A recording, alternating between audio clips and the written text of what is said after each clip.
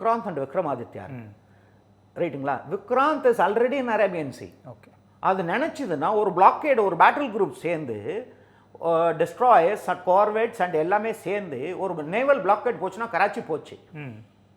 இன்னொன்று விக்ரமாதித்யாவும் நம்ம ஸ்டார்ட் பண்ணல. பாகிஸ்தான்ட்ட ஒரு ஏர்கிராஃப்ட் கேரியர் கிடையாது.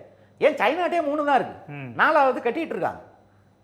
ஸோ இந்த சுப்பீரியாரிட்டி நம்மளுடைய வார் ஃபைட்டிங் சுப்பீரியாரிட்டி அது வந்து நமக்கு உலகத்துக்கே தெரிஞ்சது தான். இப்போ எப்படி பாகிஸ்தானில் வந்து அவங்களுக்கு இந்த மாதிரிலாம் எதுவும் கிடையாது. அவங்களுக்கு அப்ஜெக்டிவ் ஸ்ட்ராட்டஜின்லாம் எதுவுமே. ஸ்ட்ராட்டஜி என்ன அவங்களுக்கு? இப்போ எதுக்கு அவங்க மொபிலைஸ் பண்ணாங்க?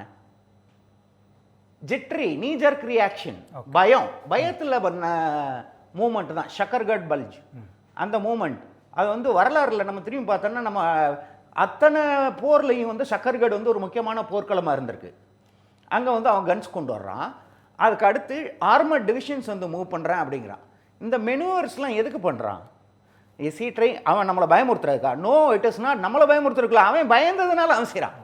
இன்னும் நம்மளுடைய மூவே இன்னும் ஆரம்பிக்கல. அதுதான் வந்து ஒரு நல்ல தலைமை, ஒரு எலிமெண்ட் ஆஃப் சர்ப்ரைஸ். இப்போ டாக்டர் சொன்னார் இல்லைங்களா, அந்த சர்ப்ரைஸ் அது என்ன அப்படிங்கிறது அவன் தெரிஞ்சுக்கிறதுக்கு வாய்ப்பும் இல்லை.